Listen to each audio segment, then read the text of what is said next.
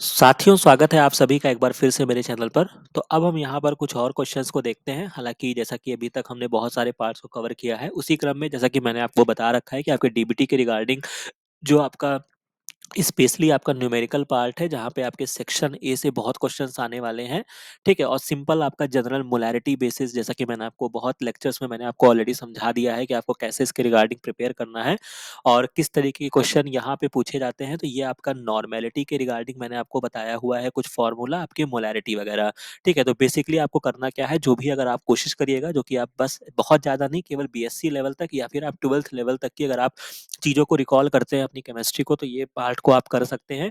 तो हालाँकि बहुत सारे पार्ट हमने कवर कर दिए हैं, बट स्टिल कुछ और भी ऐसे क्वेश्चंस या कुछ नए तरीके के क्वेश्चन या आपको वापस से बताने के लिए कि ये पहलू भी इम्पोर्टेंट है, क्योंकि हमारे साथ ऐसा होता है या आपके साथ भी ये बच्चों की ये प्रॉब्लम रहती है कि अगर वो किसी टॉपिक को उठाते हैं, मान लीजिए कि उन्होंने जेनेटिक्स उठाया या आजकल मैं टूल्स टेक्निक पढ़ा रहा हूँ, तो आपका क्या होता है कि आपका सारा दिमाग उसी पे फोकस हो जाता है। लेकिन इस वीडियो के माध्यम से मैं ये भी बताना चाहता हूँ कि आपको ये चीज़ें साइमल्टेनियसली करते रहना है, ताकि आपकी तैयारी स्ट्रांग होती रहे, राइट? तो अब इसी के संदर्भ में अब हम कुछ क्वेश्चंस को सॉल्व करने वाले हैं। बेसिकली ये क्वेश्चन जो है, ये आपका डीबीटी 2022 का क्वेश्चन है, तो पिछले साल का क्वेश्चन है। तो बहुत ही सावधानी से और बहुत ही आराम के साथ इस क्वेश्चन को देखिएगा, और बहुत ही अच्छा क्वेश्चन इन्होंने पूछा है। बस थोड़ा-सा यहाँ पे बुद्धि लगना है, और जो फ़ॉर्मूले मैंने आपको बता रखे हैं, बस उसी से ही ये क्वेश्चन आपका सॉल्व हो जाएगा। तो जैसा कि ये क्वेश्चन आईडी 607 है, इन्होंने यहाँ पे पूछा है कि if you mix 20 ML of 50 millimolar sodium acetate को मिक्स किया है आपने 30 ML of 25 millimolar of the glucose, तो इसका कंसंट्रेशन फाइनल क्या होगा? राइट? तो अब इसको क्वेश्चन को सॉल्व करने के, जैसे मैंने आपको बताया था कि जब भी हमें किसी भी मोलैरिटी के फॉर्म में जब हम फाइनल कंसंट्रेशन देखेंगे, तो हम जो फॉर्मूला लगाते हैं वो m is equal to m1v1 plus m2v2, और इज इक्वल टू हम क्या करते हैं, फाइनल वॉल्यूम ले लेते हैं। तो यही कार्य यहाँ पर भी करना है। बट इंटरेस्टिंग क्या होगा, जैसे कि आपको चूंकि यहाँ पे अलग अलग था, तो अब आप सोचेंगे कि मैं कैसे इसको सॉल्व करूं जिससे यहाँ पे आपको आंसर मिल जाए। तो बट यहाँ पे क्वेश्चन आप सॉल्व करिए, फिर मैं बताऊंगा कि आपका ये आंसर कैसे निकलेगा। तो सबसे पहले M1 जो है वो आपका 50 मिली मोल है, वॉल्यूम जो है वो आपका 20 ml में दिया है। तो सारी चीजें आपके मिली के फॉर्म में दी गई हैं, तो आपको चेंज करने की जरूरत नहीं है। उसी तरीके से 30 इंटू 25 दिया गया है, और डिवाइड करना है टोटल वॉल्यूम। अगर आप इसको जोड़ देंगे तो ये आपका क्या हो जाएगा, 30 ml है और 20 है, तो यानी कि आपका 50 हो जाएगा। और इसको जब आप मल्टीप्लाई करेंगे तो ये आपका 1000 हो जाएगा, ये आपका 750 हो जाएगा। इसको डिवाइड करेंगे, डिवाइडेड बाय द 50, तो यानी कि जो ये वैल्यू आपकी आएगी 1750 डिवाइडेड बाय द 50, यानी कि 0 0 से कैंसल आउट हो जाएगा। 5 से जब आप इसको डिवाइड करेंगे तो ये आपका 35 आ जाएगा, ठीक है? लेकिन यहाँ पर कोई ऐसा ऑप्शन दिया नहीं है, बट आपसे पूछ रहा है कि चूंकि अब यहाँ पे आपको थोड़ा सा यहाँ पे दिमाग लगा के आंसर ट्रेस करना है, क्योंकि यहाँ पे जो हमने मोलारिटी निकाली वो फाइनल सोल्यूशन की मोलारिटी निकाली है। तो यानी कि जब हमने इन दोनों चीज़ों को, सॉल्यूशन का जो फाइनल मोलैरिटी हमारे पास आई है वो आपका 35 मोलर आया है, और आपसे ईच का पूछ रहा है। तो यानी कि इन दोनों को मिला के, मतलब आपका सोडियम, आपका एसीटेट है और आपका ग्लूकोज है, तो इसको मिला के आपका 35 है। तो यानी कि जो इनकी वैल्यू होगी वो ऐसा जोड़ने पर क्या आना चाहिए, 35 आना चाहिए। तो बस आपको यही चीज यहाँ पे ट्रेस करनी है।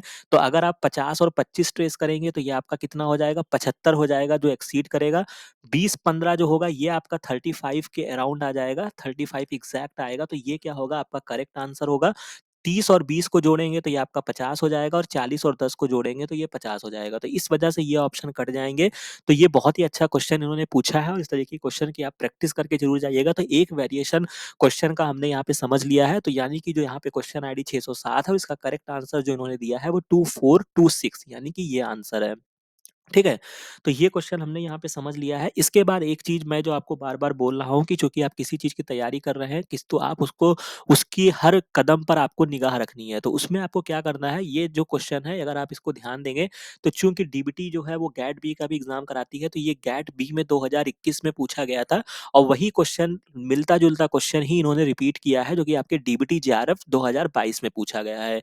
तो एक आपसे मैं ये सजेस्ट ज़रूर करूँगा कि अगर आप कुछ तैयारी कर रहे हैं तो एटलीस्ट आप गैट बी के भी क्वेश्चन एटलीस्ट आप 2021 और 2022 के ज़रूर सॉल्व कर लीजिएगा, क्योंकि कुछ क्वेश्चन इधर-उधर से घुमा के आपसे पूछे जा सकते हैं। तो ये, और दूसरी इंपॉर्टेंट चीज़ ये है कि ये एक ऐसा क्वेश्चन है जो कि बहुत ही बेसिक है, जो कि केमिस्ट्री में अगर आपने कभी पढ़ा होगा ना, तो ये क्वेश्चन रटवाए जाते थे कि आपका प्योर वाटर की मोलैरिटी क्या होती है। ठीक है? तो हालाँकि ये सॉल्व करने का तरीका भी होता है, बट जो इसकी मोलैरिटी होती है वो 55.55 होती है। किसी भी अगर आप कभी आपने नीट वगैरह की तैयारी की होगी, अगर आपने कभी पढ़ा होगा तो ये आपको बहुत ही पेट क्वेश्चन है जो केमिस्ट्री में पूछा जाता था। हालाँकि इसको समझ लेते हैं कि ये कैसे निकलता है, तो चूँकि molarity of the pure water पूछा है, तो चूँकि जो यहाँ पे डेंसिटी होती है, अगर ये अंडरस्टूड है, हालाँकि यहाँ पे उन्होंने दिया नहीं है, जो कि 1 ग्राम पर एमएल होता है, ठीक है? तो इसको निकालते कैसे हैं, जो कि इन दोनों क्वेश्चन एक ही तरीके से सॉल्व हो जाएँगे। हालाँकि यहाँ पे उन्होंने घुमाया था कि what is the concentration of D2O, जो कि आपका हेवी वाटर का फ़ॉर्मूला होता है। तो इसको भी याद रखिएगा, हो सकता है अगली बार पूछ ले कि हेवी वाटर का फ़ॉर्मूला बताइए। तो ये आपका D2O होता है जिसकी डेंसिटी आपको दी गई है। तो एक्चुअली में इसमें करते क्या है, चूँकि एप्रॉक्स में ये 1.11 ग्राम पर एमएल दिया है, जो कि इसकी 1 ग्राम पर एमएल होती भी है। तो आप मोलैरिटी का फ़ॉर्मूला जब आप उठाते हैं तो क्या होता है, weight upon molecular weight into volume होता है। तो चूँकि ये 1 ग्राम पर एमएल है, तो यानी कि हम जो वॉल्यूम होता है मोलैरिटी में वो हमारा लीटर में होता है। तो अगर हम इसको देखें तो चूँकि अगर ये 1 ग्राम पर एमएल है, तो हम इसको अगर किलोग्राम में लिखना चाहें तो 1 किलोग्राम पर 1 लीटर भी लिख सकते हैं, और 1 किलोग्राम में 1000 ग्राम होता है, राइट?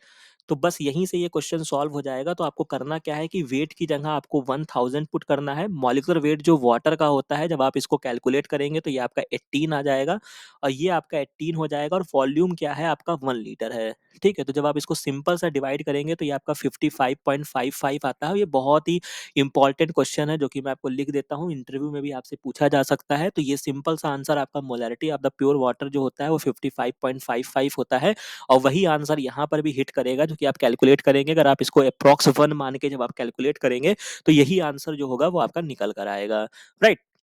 तो आशा है कि ये चीज़ें आपको समझ में आ गई होंगी। इसके बाद एक क्वेश्चन आपका डीबीटी जेआरएफ 2022 में और पूछा गया है, इसको भी समझ लेते हैं, जो कि आपके बेसिक कॉन्सेप्ट पे आधारित है कि you are given a 5 millimole solution of the sucrose आपको दिया गया है। अब जैसे ही सुक्रोज का नाम आएगा, सुक्रोज के बारे में जो भी इन्फॉर्मेशन है वो आपको याद आ जानी चाहिए, जैसा कि सबसे मोस्ट इंपॉर्टेंट चीज़ है जो कि आपका नॉन रिड्यूसिंग शुगर है, ठीक है? और इसके अलावा आपने क्या-क्या सुक्रोज के बारे में जानते हैं, इसके बारे में 5 बातें आप लिखिएगा अपनी कॉपी में, ठीक है? अगर आप सही तरीके से फॉलो करते हैं इस चैनल को, और सही में अगर आप डीबीटी जेआरएफ को क्रैक करना चाहते हैं, तो जो मैं कह रहा हूँ उसको ज़रूर कीजिएगा, राइट? और अगर आप नहीं लिख पाते हैं इसके बारे में 5 बातें, तो ये क्या करेंगे, आप इसको वापस से देखिएगा और अपनी तैयारी को और एनहांस करिएगा। राइट। फिर इसमें कहा गया है कि if you hydrolyse it by adding equal volume of 10 millimolar HCl से आपने क्या किया, इसको हाइड्रोलाइज किया है, तो इसकी फाइनल कंसंट्रेशन ग्लूकोज और फ्रक्टोज की क्या होगी। तो यहाँ पे बहुत ही छोटी इंफॉर्मेशन आपकी छुपी हुई है कि जब आप सुक्रोज बनाते हैं तो ये चीज क्या होता है कि सुक्रोज जो होता है, ये जब आप डिफिनेशन पढ़ते हैं या आप कभी पढ़े होंगे कि जब इक्विमोलर कंसंट्रेशन जब मिलाया जाता है ग्लूकोज और फ्रक्टोज का, ठीक है? तो चूंकि सुक्रोज जो होता है वो ग्लूकोज और फ्रक्टोज से बना होता है, ठीक है? तो जब ये इक्विमोलर कंसंट्रेशन यहाँ पे इसका मिलाया जाता है, तब ये क्या बन जाता है, सुक्रोज बन जाता है। तो चूंकि इसका फाइनल वॉल्यूम 5 मिलीमोल था, तो यानी कि जब ये ब्रेक होगा तो इक्वल अमाउंट में ब्रेक होगा, 2.5 प्लस 2.5। तो बस यही चीज आपको ट्रेस करना था। तो यहाँ पे एक ऑप्शन में आपको दिख जाएगा 2.5 एंड 2.5। हालांकि इक्विमोलर में यहाँ पे आपका पहले तो आपके ये ऑप्शंस कट जाएंगे जो कि पहला है, और ये वाला ऑप्शन। हालांकि यहाँ पे इन्होंने इक्विमोलर किया है, लेकिन जोड़ने पर आपका 5 आना चाहिए। तो जब आप ढाई ढाई को जोड़ेंगे तब आपका ये क्या आ जाएगा, 5 आ जाएगा। तो यानी कि 576 क्वेश्चन है, इसका जो करेक्ट आंसर होगा वो 2302 होगा, राइट? तो ये कुछ क्वेश्चन थे जो कि बहुत ही शॉर्ट में हमने आज समझ लिए हैं, जो कि आप आशा है कि ये चीजें आपको और इनहेंस करेंगी, आपका फोकस कराएंगी कि क्या क्या चीजें अभी आपसे बाकी रह गई हैं, राइट? तो ये इंपॉर्टेंट चीजें थी जो मुझे आपके साथ शेयर करना था। बाकी ये सारी चीजें अगर आपको अच्छी लगी हो तो इस चैनल को लाइक कीजिएगा, शेयर कीजिएगा। बाकी मिलते हैं नेक्स्ट वीडियो में नेक्स्ट इन्फॉर्मेशन के साथ। Thank you.